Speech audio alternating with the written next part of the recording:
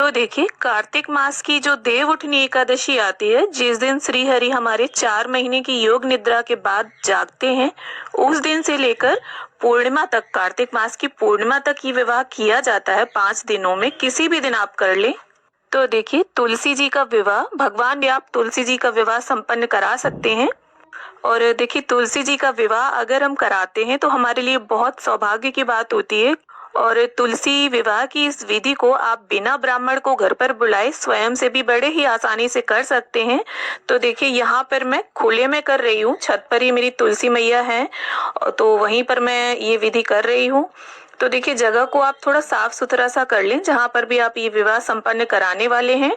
और यहाँ लाल मिट्टी यानी गेरू से मैंने लीपा है। आप गाय का गोबर भी ले सकते हैं, या वो भी अगर अवेलेबल नहीं है आपके पास तो आप हल्दी से भी यहाँ लीप सकते हैं, लेकिन जगह को थोड़ा लीप कर पवित्र जरूर कर ले। और इसके बाद देखिए, मैं यहाँ पर अष्टदल कमल बना रही हूँ। चौक जरूर पूरना है आपको। और देखिए, चौक जो होता है वो आटे और हल्दी से ही पूरा जाता है। और अगर आप चाहें तो रंगोली भी बना सकते हैं। और इसके साथ ही यहाँ पर मैं स्वास्तिक बना लूंगी, क्योंकि कोई भी शुभ और मांगलिक कार्य अगर हम करते हैं तो स्वास्तिक का चिन्ह हमें जरूर बनाना चाहिए। और देखिए, 4 महीने की योग निद्रा के बाद जब भगवान विष्णु जागते हैं देवउठनी एकादशी पर, तो उस दिन से ही सारे शुभ और मांगलिक कार्य शुरू हो जाते हैं। और जब तक भगवान विष्णु 4 महीने की योग निद्रा में रहते हैं तब तक कोई भी शुभ और मांगलिक कार्य नहीं किए जाते हैं। तो देखिए, यहाँ आप मेरी तुलसी मैया देख सकते हैं, यहाँ श्यामा तुलसी है मेरे पास। तो हम यहाँ पर लाल चुनरी तुलसी मैया को उड़ा देंगे, क्योंकि लाल रंग जो होता है वो बहुत ही शुभ माना जाता है विवाह के लिए। और इसके साथ ही देखिए, मैंने स्थापित कर लिया है तुलसी मैया को। और अब एक पटा या चौकी आप रख लें, और यहाँ पर भगवान विष्णु को, गणपति जी को और कलश देव को आसन देंगे हम। और देखिए, भगवान विष्णु का, शालिग्राम जी का पीला जो रंग होता है वो पसंदीदा रंग होता है उनका। तो यहाँ मैंने पीला वस्त्र बिछा लिया है, और सबसे पहले फूलों का आसन देते हुए हम गणपति जी को विराजित कर लेंगे। और इसके बाद देखिए, थोड़े से तिल का आसन देते हुए हम यहाँ पर कलश की भी स्थापना कर लेंगे। यहाँ मैंने एक कलश लिया है, उस पर स्वस्तिक बना लिया है, कर सकते हैं। और देखिए, सभी को अब हम स्नान की भावना से गंगा जल और फूल की सहायता से होता हो आप वैसा कर लें। और श्री हरि को हल्दी अर्पित करने के बाद यही हल्दी हम माता तुलसी को अर्पित करेंगे। उन्हें भी 5 या 7 बार आप इस तरह से लगाएं, जिस तरह से मैं आपको दिखा रही हूँ। आप तुलसी मैया की जो शाखाएं हैं वहां पर और पत्तियों में इस हल्दी को लगा सकते हैं। तो इस प्रकार से जो हल्दी की रस्म होती है हमारी, वो पूरी हो जाती है। अब इसके बाद हम श्री हरि को हल्दी का टीका लगाएंगे, और फोटो में जितने भी देवी देवता विराजमान है सभी उन्हें सिंदूर लगाया जाता है। इस बात का भी आप विशेष ध्यान रखें। और हमें देखिए, इसके बाद मेहंदी की रस्म करनी है, तो आपको नई मेहंदी, नई कीप लेनी है, लगी हुई कीप आपको प्रयोग नहीं करनी है।